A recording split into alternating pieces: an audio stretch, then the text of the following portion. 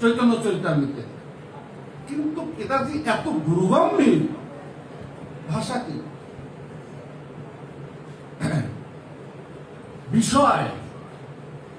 বিষয়ে ভুগীরা বিষ পান করছে, হাজার অমৃতের কথা বললেও শুনছে না। মহাপ্রভু যে অমৃত নিয়ে এসেছে, প্রেমামৃত রস যে নিয়ে এসেছে, এটা গ্রহণ করতে চাচ্ছে না জীব সকল। কয়জন গ্রহণ করতে চাচ্ছে? আমাদের এই পলাশবাড়িতে খুঁজতে কয়জনকে পাওয়া যাবে যথার্থ ভগবত ভক্ত? কয়জনকে পাওয়া যাবে? গুটি গুটি 2-3টা, গুটি কয়েকটা। বাবুর অভাব নাই, হিন্দুরও অভাব নাই। অভাব কি জানেন? প্রকৃত একজন ভক্তের অভাব, যথার্থ একজন ভক্তের অভাব। হিন্দুর অভাবে হিন্দু বহু আছে, যেই হরি হরায় ধরবে আর অমনি দৌড় পায়। এখন সময় হয়ে গেছে, সময় হয়ে গেছে হরি হরায় এই রকম হবে। এই জন্য বলছে, বিষয়েতে যে মত হইয়াছে প্রীতি, সেই মত প্রীতি হোক গোবিন্দেরও প্রীতি। তোমার মতিটা যেরকম বিষয় হয়েছে, এই মতিটা তুমি গোবিন্দে দাও, গোবিন্দের সঙ্গে যুক্ত করো, তাহলেই তো তুমি ধন্য হতে পারো। কি হতে পারে না? মহাপ্রভুর পার্শ্বদ যারা, ওটা কি কোনো ব্রহ্মচারী সন্ন্যাসী আরো ছিল? তখন তো পার্শ্বদের মধ্যে অদ্বৈত প্রভু কি গৃহস্থ না? নিত্যানন্দ প্রভু গৃহস্থ না? শ্রীবাস পণ্ডিত গৃহস্থ না? শরণ ভট্টাচার্য গৃহস্থ না? সবগুলাই গৃহস্থ। কোথায় সন্ন্যাসী? সঙ্গে একটা সন্ন্যাসীও ছিল না। তাহলে তারা কি করে পরম বৈষ্ণব হলেন? কি করে পরম ভাগবত হলেন? হ্যাঁ, তার একটা দৃষ্টান্ত আমি দিচ্ছি। রায়ের রামানন্দ রাজন্য বর্গের ব্যক্তি ছিলেন। রায়ের রামানন্দ বহুকাল সংসার করার পর ভাবছে যে না, বহুকাল ধরে সংসার করলাম, আর স্বয়ং ভগবান গৌরূপে নদিয়ায় এসেছে, এই সুযোগে যদি আমি তার চরণে আত্মসমর্পণ করতে না পারি, তাহলে আমার ব্যর্থ জীবন। আমার আর বিলম্ব করা সম্ভব নয়, আমি তার চরণে সমর্পিত হব। এটা তিনি মনে সংকল্প করলেন। স্ত্রীকে গিয়ে বলতেছেন, হাগো, আমাদের দুজনের বয়স তো অনেক হয়েছে, ছেলেমেয়েরা বড় হয়েছে, তা এদের তো বিবাহ সাথে হয়ে গেছে, তো চলো এখন আমরা সংসার ছেড়ে মহাপ্রভুর চরণে একটু শরণাগতি হই। স্বয়ং ভগবান গৌরূপে এসেছেন। তখন স্ত্রী কি বলছে? বলছে, না, তুমি গেলে যাও, আমার সময় হয় নাই। হ্যাঁ, তোমার সময় হয়নি মানে? বলছে, না, আমার এখনো সময় হয়নি। সবাই চেয়ে নিচ্ছে। সবাই শুনুন। রায় রামানন্দ এখন বললেন, তাহলে সময় তোমার কখন হবে? বলে, আমাকে সময় দিতে হবে। এবার ঠিক আছে, তোমাকে এতদিন সময় দিলাম।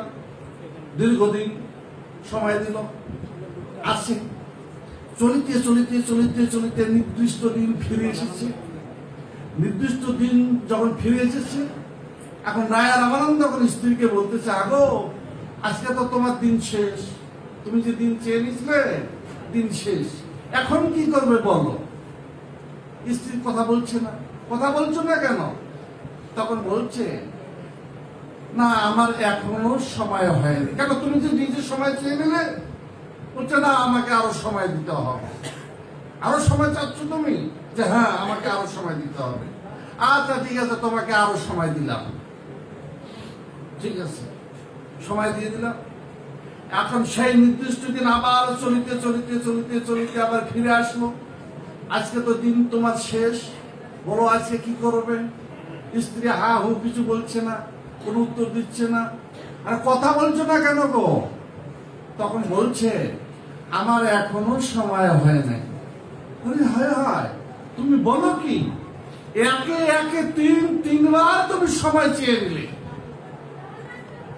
আর তারপরেও তুমি বলছো সময় হয় নাই। বলছে না আমার সময় হয় নাই। শোনো আমি কি বলছি, তুমি শোনো। আজ থেকে আমি প্রতিজ্ঞা করিলাম, চিরদিনের জন্য প্রতিজ্ঞা করিলাম, আজ থেকে তোমার মুখ আমি আর দর্শন করিব না, করিব না, করিব না। আমি চলে গেলাম। এই কথা বলে রায় রামানন্দ চলে গেলেন মহাপ্রভুর শ্রীচরণে গিয়ে আত্মসমর্পণ করলেন। হরি বল, হরি বল।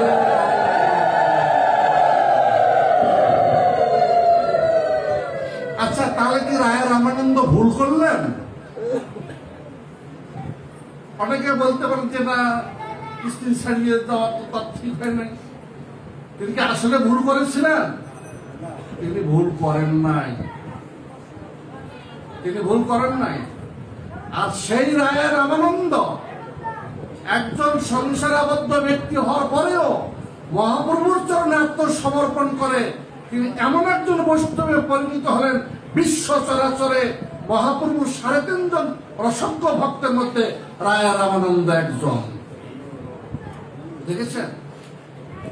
আর আপনারা বলছেন যে না, তো বিষয়টাকে, আমি সেই কথা বলছি, বিষয়টাকে কাজে লাগান। কি কাজে লাগাবেন? ইন্দ্রিয় তৃপ্তির কাজেও লাগানো যায়, কামনা বাসনা পূরণের কাজেও বিষয় লাগানো যায়, যায় কিনা? যায়। তাহলে এই বিষয়কে আবার ভগবানের সেবায় যুক্ত করা যায় না? বিষয়কে ভগবানের সেবায়ও যুক্ত করা যায়। নিজের দেহটা বিষয়, পুরুষ দেহটাও বিষয়, নারী দেহটাও বিষয়। এই বিষয়ে বিষয়কে ভোগ করিতে চায়, বিষয় বিষয়কে ভোগ করতে চায়। আরে আগুনে শুকনো কাটে কাটে ঘর্ষণ হলে কি হয়? আগুন জ্বলে ওঠে। বিষয়ী বিষয়ী সঙ্গ হলে কি হবে? কথাটা একটু বুঝার চেষ্টা করুন। বিষয়ী বিষয়ী সঙ্গ করলে কি হবে? বিষজ্ঞানই হবে।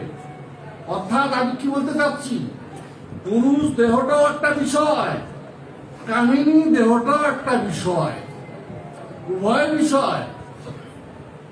উভয়ে ঘর্ষণ হলে কি হবে জীবের পরিণতি?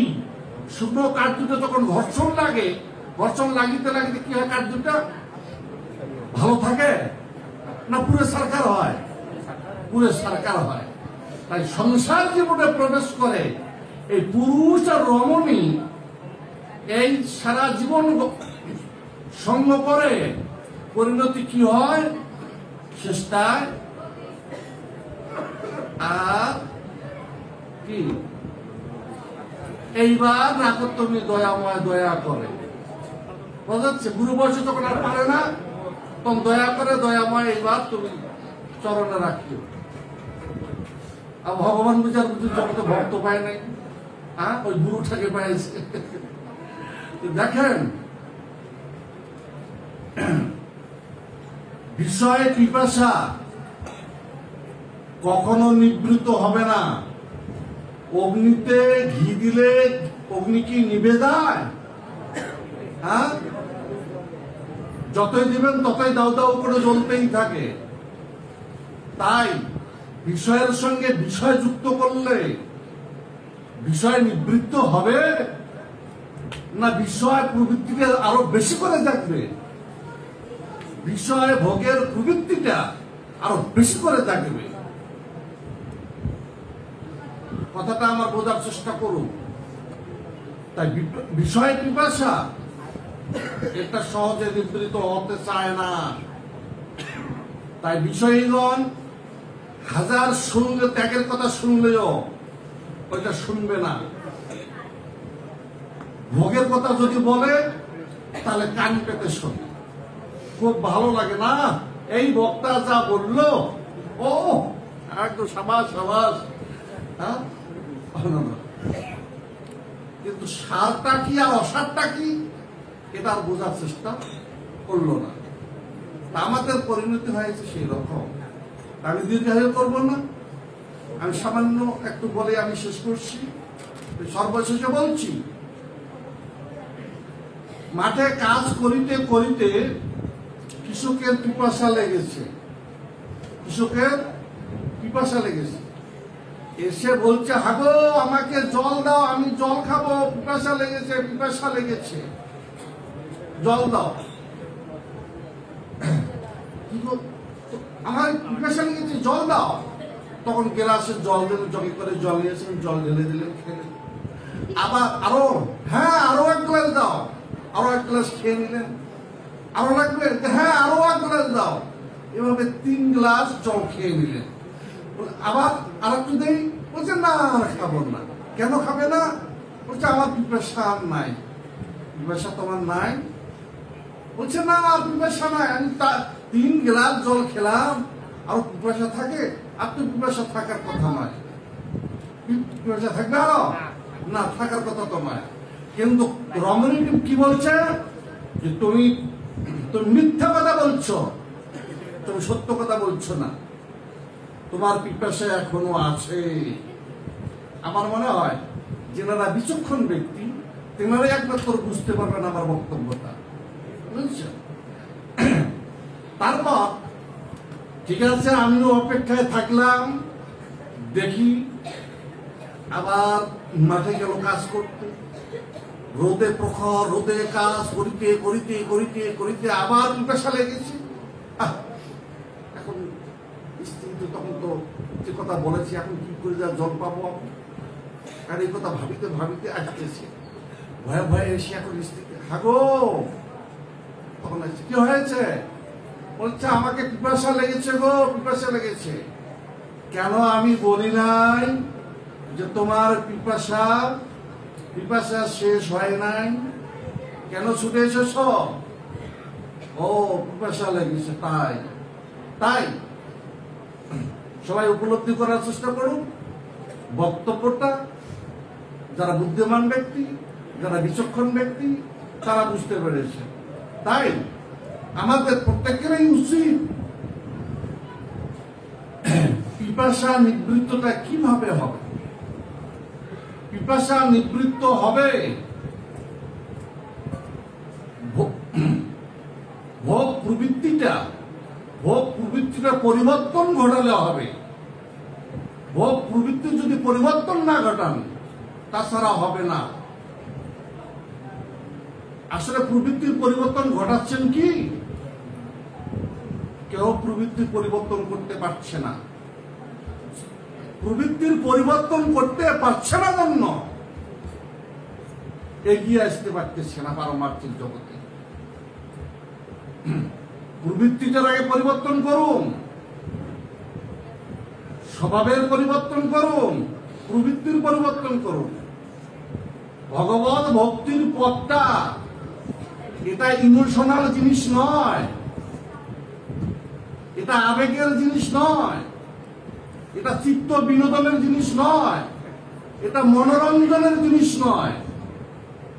ভগবত ভক্তির পথটা এটা বুঝতে হবে, উপলব্ধি করতে হবে পারমার্থিক জগতে যেতে গেলে।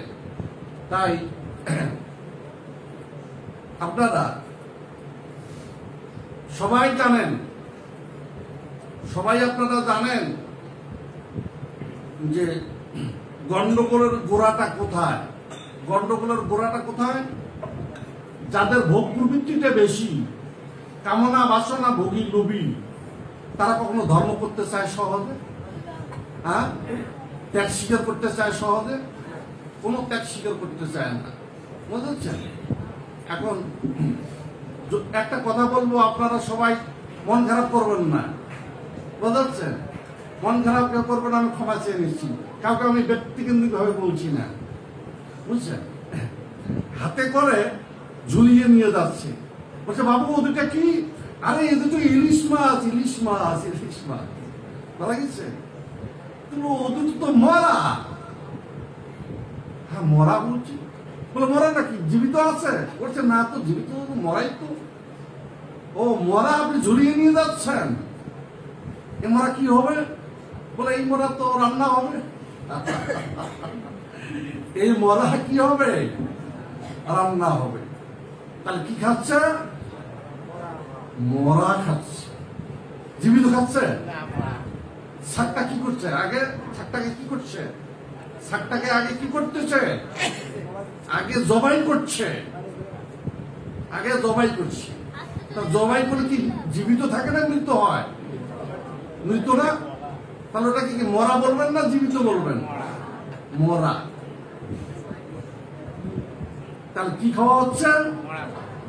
মরা খাওয়া হচ্ছে। বুঝাচ্ছেন? এটা স্বীকার করবেন না। জীবিত কেউ কোনোদিন কোনো লোক খাইছে? এক রাক্ষসেরা খায়, তাই নয় কি? আর এক হায়না, হায়না হায়না খায়, বাঘ খায়, ভল্লুক খায় কাঁচা মাংস, তাই নয় কি? কিন্তু মানুষ কি কখনো খায়? না, মানুষ খায় না। কিন্তু মানুষ জীবিত খাইতে পারে না, মৃতটাই খায়। এই জন্য বলা হয় মৃতটাকে মরা বলা হবে। আচ্ছা, রাস্তার মধ্যে একটা